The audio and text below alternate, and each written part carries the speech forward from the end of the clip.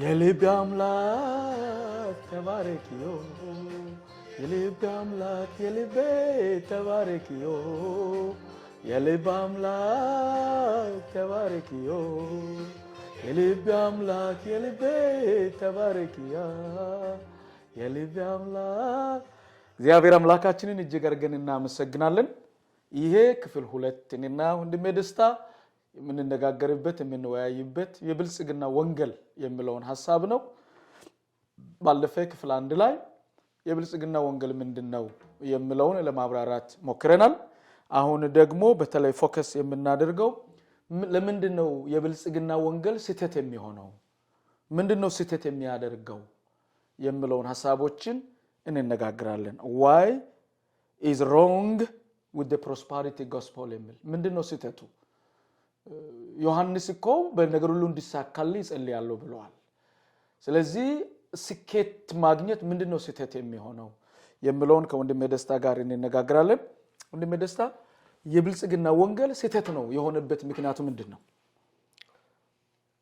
ብልጽግና በራሱ ስህተት አይደለም። ኦኬ ብልጽግና እግዚአብሔር ሲደመርበት እውነተኛ ይሆናል። ኦኬ ያለ እግዚአብሔር ፈቃድ የሚሆን ሁሉ ያለ እግዚአብሔር ፈቃድ የማይሆን ሁሉ ስህተት አለበት።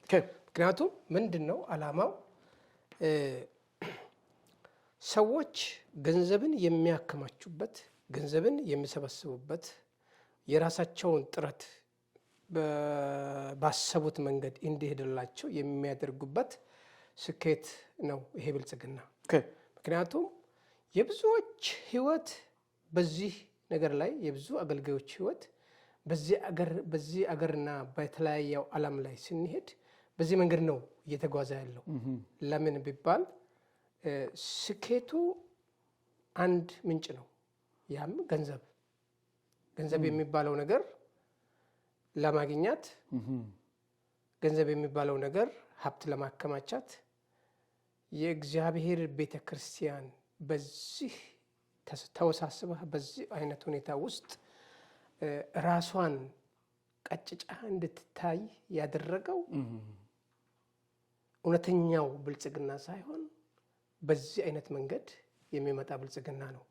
እውነተኛ ብልጽግና ግን የብዙዎችን ህይወት ያሳተፈ ነው። እውነተኛ እንግዲህ የሐዋርያ ሥራ ላይ ስናይ አንድም ድሃ አልተገኘም ነው የሚለው።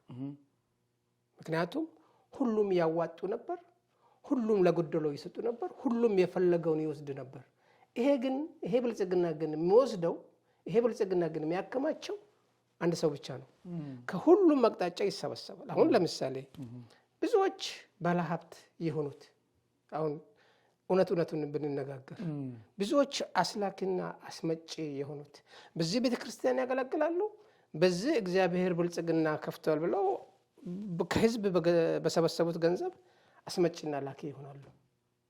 ብዙዎች በቤተክርስቲያን ፕሮስፐሪቲ በሚለው መንገድ ገብተው ብዙዎች የባንክ አክሲዮን ማህበር አባላት የሆኑ አሉ። ይሄ አይደለም ወንጌል።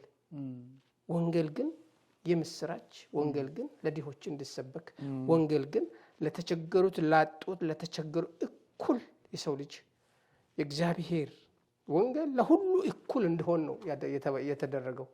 ግን ዘመኑንና ጊዜውን በመናይበት ጊዜ አሁን በተለይ የእግዚአብሔር ቤት እየደከመ እየቀጨጨ እየሄደ ነው። ያም የሆነበት ምክንያት በእንደዚህ አይነት አሰራር ነው። ይሄ እንዳይሆን ቤተክርስቲያን ነቅታ ማየትና ገበናዋን መፈተሽ ያስፈልጋል። የዘመኑንና ጊዜውን ሁኔታ በምን ትመረምራላችሁ ነው እግዚአብሔር ቃል። እንደዛ ነው የሚረዳው። ኦኬ አሁን ያንተ ሐሳብ this is ምንድነው ትክክለኛው? ይሄ ነው የብልጽግና ወንጌል። ብልጽግና ኃጢአት አይደለም። ግን ያንን ወንጌሉ ራሱ የብልጽግና የክርስቶስን መልእክት ለስኬታችን ስናደርግ ለጥቅማችን ስንጠቀም ያንን ወንጌል ወስደን ለጥቅማችን ስንጠቀም እሱ ነው ስህተት ነው። እንደዛ ነው ያልክ ያለው? ትክክል። አሁን ለምሳሌ የብዙዎቹን አሁን ምሳሌ ልናገር የድሮ አገልጋዮችንና የድሮ ቤተክርስቲያኖችን በምንመለከትበት ጊዜ እግዚአብሔር የሰጣቸውን ሀብት ጥራት በቤተክርስቲያን ይሰበስባሉ። ያንን የሰበሰቡትን ለድሆች የምስራች ወንጌል እንዲሰበክ ብዙ ሚሽነሪዎችን ወንጌል ያልደረሰበትን የዓለምን አቅጣጫ ሚስዮናውያንን በመላክ ያካሂዳሉ። ያ አሁን የወንጌል ብልጽግና ነው ማለት ነው። የወንጌል ብልጽግና ሲባረኩ ለሌሎች በረከት ይሆናሉ። ሜሴጁን መልእክቱን ያልሰሙትን እንዲሰሙ ያደርጋል እንጂ ለራሳቸው አያደርጉም። ያሁኑ ግን በምትመለከትበት ጊዜ ይሰበስባሉ።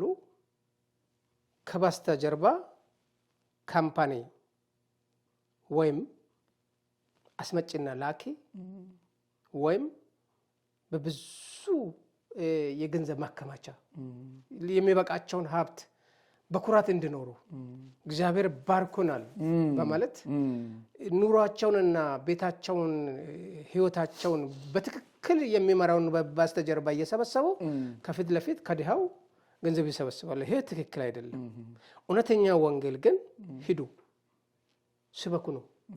ሶ አሁን እዚህ ሀገር እንደምታየው አሁን አሜሪካ፣ ካናዳ ማለት ነው የገንዘብ በረከት አለ። ምንም ጥያቄ የለውም። አንደኛ ዓለም ነው፣ ሁለተኛ ዓለም ነው። አሁን ካናዳ ሚድል ኢንካም የሚባል ነው እና አሜሪካ ፈርስት ዋርልድ፣ ካናዳ ሚድል ኢንካም የሚባሉ እንደ ጃፓን እና አውስትራሊያ እነዚህ አንድ አይነት ናቸውና እዚህ ሀገር ያሉት ደግሞ እንዴት ነው የብልጽግና ወንጌል እየተቆጣጠራቸው የሄደው? ግን ሚሽነሪዎችን እየላኩ ነበሩና ምንድነው ሮንግ የሆነው? ትክክል ብለሃል። አሁን በመታይበት ሰዓት ካናዳ፣ አሜሪካ ወንጌል ከሚያሰራጩትና የወንጌል መልእክተኛ ከሆኑ ሀገሮች ቀዳሚዎች ነበሩ። እንግሊዝን ጨምሮ። አሁን ግን ያለው አሰራር በቤተክርስቲያን ከተዘረጋ በኋላ ይሄ የብልጽግና አሰራር በቤተክርስቲያን ከተዘረጋ በኋላ ቤተክርስቲያን ሞታለች፣ ወደ ራሷ ተመለሰች። ጥሩ ህንጻ እንግዛ። አንደኛ ህንጻ በመገንባት ሁለተኛ ከራሷ አልፋ ለሌሎች አለመሆን። በዚህ አንጻር ደግሞ ያሉ አገልጋዮች በቤተክርስቲያን አማካኝነት ለራሳቸው ምቹ የሆነ መንገድ ማስተካከል መሰብሰብ። ይሄንን ነው የአሜሪካን የካናዳን የዓለምን ቤተክርስቲያን የጣለው። አሁን ቤተክርስቲያን አለችም የለችምም የሚባል ደረጃ ላይ ደርሳለች። ትልልቅ ህንጻዎች አሉ። ህንጻው ግን ቆሞ በጣም ትልልቅ ነው። ከውጭ ስታየው ትልልቅ ነው። ወደ ውስጥ ገባ ማንም የለም፣ ይማርካል፣ ባዶ ነው። ደግሞ ቀርበ ስታየው የተጻፈበት ዓመተ ምህረት የተቋቋመበት ዓመተ ምህረት ስታይ በጣም ቆይቷል፣ ያሳዝናል። እና በ17ኛው በ18ኛው በ16ኛው ክፍለ ዘመን የተገነቡ ቤተክርስቲያን ትልልቅ ህንጻዎችን ታያዋል። ግን በውስጡ እያደረ ያለው ከእውነት ብናይ ወፎች አብዛኛው ዞር ተብሎ አይታይም ስለ ቤተክርስቲያን ጉዳይ። ለምን? ይሄ ሊሆን የቻለበት ብልጽግና ነው። ብልጽግና አራቁቶ ቤተክርስቲያንን አስቀመጣት። ወንጌል የነፍሳትን ለማዳን የእግዚአብሔር መንግስት የማስፋት ሳይሆን የራሳችንን ኑሮ መኖሪያ ክብር የምንበለጽግበት መድረክ አደረግነው። ከዚህ አንጻር የተነሳ ቤተክርስቲያን ተራቆተች። ቤተክርስቲያን ሞገስ ደረቀ ማለት ነው። ወንጌሉ እየደረቀ የወንጌል መንገዱና የወንጌል ዋናው ምንጭ የሆነው ክርስቶስ ከቤተክርስቲያን ለቆ ሄደ፣ የእግዚአብሔር መንፈስ። ስለዚህ ህንጻው ባዶውን ቆመ። አሁን የሚገባው ሰው ጥቂት የሚባል ለዛውም ለመሸጥም ይቅርታ አድርግልኝ አንዳንድ ጊዜ ዞር ብዬ በስራ ምክንያት ዞር ብዬ ሳይ አንዳንድ ቤተክርስቲያኖችን ቀርቤ ሳይ ሬሳ ማስቀመጫ ተሽጦ ለአስከሬን ማድረጊያ ለአስከሬን ማስቀመጫ ለሞስክ ተሸጠ አለ አይደል? አሉ እዚህ እንትን ላይ ቻለው ነው ቸርች የነበረ ሞስክ የሆነ ያለ ቤት። አሁን ቀርቤ አየውና በማዘን ልቤ እያዘነ ቀርቤ አንብቤ ሳየው በዚህ ጊዜ የተቋቋመ ቤተክርስቲያን ይላል፣ ግን ያስቀመጠው ሬሳ ሳጥን።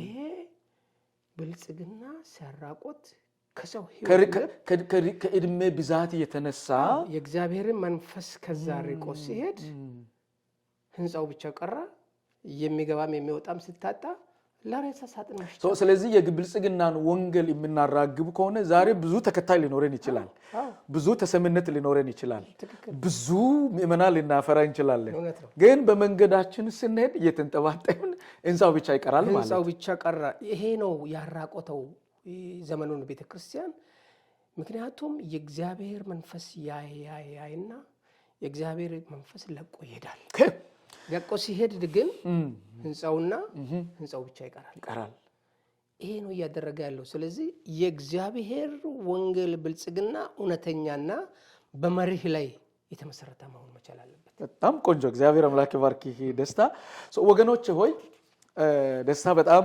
ጠለቅ ያለ ነገርና በጣም ጠንካራ ነገር ነው እየተናገረ ያለውና ምንድነው ስህተቱ የብልጽግና ወንጌል የብልጽግና ወንጌል ላይ አእምሮአችንን ስናደርግ ቅድም ብለናል ምንድነው ስህተቱ ምንድነው ብሎ ሲናገር ወንድም ምንድነው ይያለ ያለው እየቆየ ሲመጣ የእውነተኛውን ወንጌል ሐሳብ እየገፋ ይመጣል የእውነተኛውን ወንጌል ከቤተ ክርስቲያን ከሰው አእምሮ ያወጣ ይመጣና ይሄ ሬድሜድ የሆነ ይሄ የማስመሰል የደስታ አይነት ነው ናው ምንድነው እውነተኛ ወንጌል አንደኛው ምሳሌ ልንገር ከዛ ከብልጽግና ወንጌል ኦኬ ለምሳሌ አንተ ጸጉር ሽበታም ነው ኦኬ ያ ሽበት ይሄ ሽበት አሁን በዚህ ሰዓት ጥቁር ይሁን በሉት ካለ በቀምሰ ተስፋ ጸጉሩ ግን ሽበት አለው ኦኬ ግን ጥቁር ይሆናል በሚለው እመኑት በሚል ሐሳብ አይነት መንገድ የተመሰረተ ነው ኦኬ ያ ደግሞ እውነተኛነት የሌለ መልኩ ግን እውነተኛ የመሰለ ጊዜያዊና የጊዜው ተስፋ ብቻ የሆነ ዘላቂና ዘላለማዊ ያልሆነ ይሄ ነው ብልጽግና ወንጌል ምክንያቱም እኔ መላጣ ሆኜ ጸጉር ከሌለኝ የለኝም ነው ኦኬ ይበቅላል በሚል ተስፋ ታምናለህ እንድታምን ያደርጋል ማለት ነው እንደዚህ አይነት ነገር አለ በጣም ጥሩ ወገኖች ሆይ እኔ ምንድነው እውነተኛ ወንጌል ጳውሎስ ለቆሮንቶስ ሰዎች በሁለተኛ ቆሮንቶስ በጻፈው መልእክቱ ስለ እውነተኛ ወንጌል ስለኛ አገልግሎት ይናገራል ስለ ስኬታማነት እንድናወራ ግዚያችንን በዚህን ላይ እንድናጠፋ አይደለም ጳውሎስ የሚናገረው ሁለተኛ ቆሮንቶስ ምዕራፍ 5 ቁጥር 18 እስከ 20 ስንመለከት ጳውሎስ እንደዚህ ይላል የኛ አገልግሎት ማስታረቅ ነው ታረቁ ማለት ነው ሰዎችን እንደዚህ አለ ቁጥር 18 ላይ ነገር ግን የሆነ ሁሉ በክርስቶስ ከራሱ ጋር ካስታረቀን የማስታረቅንም አገልግሎት ከሰጠን ከእግዚአብሔር ነው እግዚአብሔር በክርስቶስ ሆኖ ዓለምን ከራሱ ጋር ያስታረቅ ነበርና በደላቸውም አይቆጥርባቸው ነበር በእኛም የማስታረቅ ቃልን አኖረ እንግዲህ እግዚአብሔር በእኛ እንደሚማልድ ስለ ክርስቶስ መልእክተኞች ነን ከእግዚአብሔር ጋር ታረቁ ብለን ስለ ክርስቶስ እንለምናለን ጳውሎስ ምንድነው ያለ ያለው ይሄ ነው ወንጌሉ ታረቁ ከክርስቶስ ጋር ታረቁ እንጂ ክርስቶስን ካመናችሁ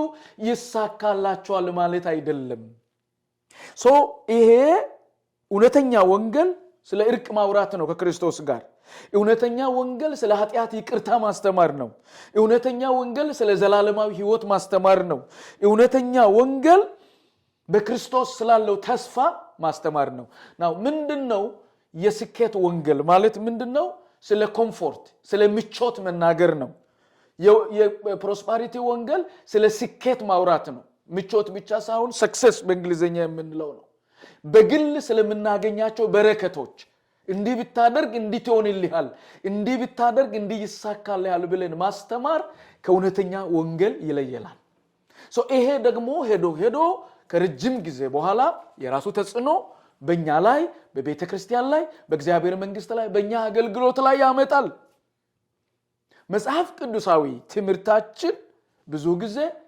ክርስቶስ ኢየሱስ እየመሰሉ የሚወዱ ይሳካላቸዋል፣ ስኬታማ ይሆናሉ፣ በከፍታ ላይ ይኖራሉ፣ ከሁሉ የበላይ ይሆናሉ የሚል ሳይሆን ይሰደዳሉ የሚል ነው። ስለ ክርስቶስ እሱን መምሰል እየፈለግን ይሄ ነው እውነተኛው ወንጌል ማለት ነው።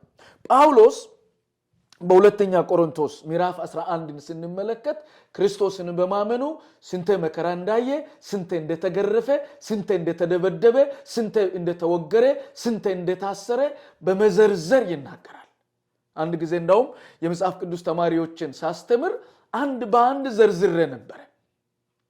ስለዚህ ይኸውላችሁ የብልጽግና ወንጌል ማለት እንዴት ታዋቂ ይሆናለው፣ እንዴት ዝነኛ ሆናለው። አንዳንዶች ሌሎችን በመሳደብ ታዋቂ ይሆናሉ፣ ግን የሚጠቅሱት የወንጌልን ጥቅስ ነው። ስለዚህ ታዋቂ ለመሆን፣ ዝነኛ ለመሆን፣ ሀብታም ለመሆን፣ በሰዎች ፊት ገናና ሆኖ ለመታየት፣ ብዙ ሀብት እንዳለን፣ ብዙ ንብረት እንዳለን፣ ስኬታማ እንደሆን ለማሳየት እንደ ቤተ ክርስቲያን የምናደርጋቸው ጥረቶች ሁሉ አመለካከቱ የብልጽግና ወንጌል ነው። ይህንን ሐሳብ ስናየው ጴጥሮስ በአንደኛና በሁለተኛ ጴጥሮስ መልእክት ላይ እንዲህ ብሎ ነበር። ቃሉን ክፍል ላንብብና ነገር ግን ሐሰተኞች ነቢያት ደግሞ በሕዝቡ መካከል ነበሩ። መቼ? ያኔ። እንዲሁም በመካከላቸው ደግሞ ሐሰተኞች አስተማሪዎች ይሆናሉ። እነርሱም የዋጃቸውን ጌታ ክደው የሚፈጥንን ጥፋት በራሳቸው ላይ እያሰቡ የሚያጠፋ ኑፋቄን አሾልከው ያገባሉ ይልና ገንዘብን በመመኛት በተፈጠረ ነገር ይረብቡባቸዋል። ፍርዳቸውም ከጥንት ጀምሮ አይዘገይም፣ ጥፋታቸው አያንቀላፋም። ይሄ የምናገረው ትክክለኛ ስላልሆነ ስለ ብልጽግና ወንጌል ነው። ለምንድን ነው? ገንዘብን በመመኛት በሰው አእምሮ ላይ እንትናቸውን ያሳርፋሉ። ገንዘብ እንዴት እንደሚያገኙ፣ እንዴት ማከማቻት እንደሚችሉ፣ እንዴት መሰብሰብ እንደሚችሉ አዳዲስ ኑፋቄዎችን በማዘጋጃት ትምህርቶችን በማዘጋጃት ወንጌል እንዲከሳ ያደርጋሉ። ይህንን ነው በዚህ ዘመን ላይ እያየን ያለ ነው። አሜን። ወገኖች ሆይ ይህንን ክፍል ሁለት ስንጨርስ በተለይም እግዚአብሔር እድል የሰጠን በመድረክ ላይ የምናገለግል ሰዎችን እንዲህ ብለህ አውጅ የምንል፣ እንዲህ ብለህ ተናገር፣ እንዲህ በል፣ ይሳካልኛል በል፣ ይፈወሳለሁ በል፣ ይሻገራለሁ በል። የሚገርማችሁ ነገር እኛ ልብ የመቀስቀስ ንግግር አይደለም የምናደርገው፣ የእርቅን መልእክት ነው የምንናገረው። የኛ ቃል አይደለም የሚፈጥረው፣ የእግዚአብሔር ቃል ነው የሚፈጥረው። ይሄ በቤተ ክርስቲያን ውስጥ በጣም እየተስፋፋ ትውልዱን ወደ ብልጽግና አይነት አመለካከት በራስ ላይ፣ በእምነቱ ላይ፣ በንግግሩ ለውጥ እንደሚያመጣ እንዲያምን እንደዛ አይነት ትምህርቶችን የምታስተምሩ የምናስተምር ይቅርታ ጠይቀን ብንስተካከል የተሻለ ነው።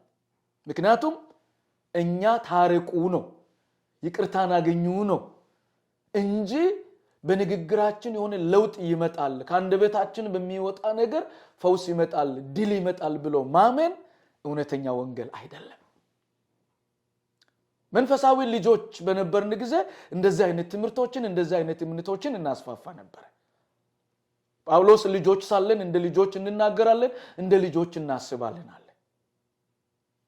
ስለዚህ አሁን ግን በበሰልን ጊዜ እንደ በሰሉ ሰዎች ነው የምንናገረው። ስለዚህ የኛ ቃል አይደለም የሚፈጥረው፣ የኛ ንግግር አይደለም፣ የኛ መፈክር አይደለም፣ የኛ በእንግሊዘኛው ፕሮናንሴሽን አይደለም፣ የኛ በስሜት ሆነን በድምጽ ከፍ አድርገን የምንናገረው ሳይሆን እግዚአብሔር ያለው ነው ነገሮችን የሚቀይረው። ስለዚህ ተናገር እንዲሳካልህ እንዲሆንልሃል ማለቱ የብልጽግና ወንጌል አመለካከት ነው። ይሄ ደግሞ ከብዙ ጊዜ በኋላ እኛን የሚጎዳን ከእግዚአብሔር ሐሳብ የሚያርቀን በእግዚአብሔር ላይ ሳይሆን በቃሉ ላይ ሳይሆን በትክክለኛ ወንጌል ሳይሆን በራሳችን እምነትና ንግግር ላይ ራሳችንና እምነታችንን እንድንጥል የሚያደርግ ነው። ይህንን ከማድረግ እግዚአብሔር ሁላችንንም ይጠብቀን። በሚቀጥለው ክፍል 3 ላይ እኔና ደስታ ይህንን ሐሳብ እንጨርሳለን። የሚቀጥለውን ክፍል 3ን እንድትከታተሉ ደግሞ በጌታ ፍቅር ይጠይቃለሁ።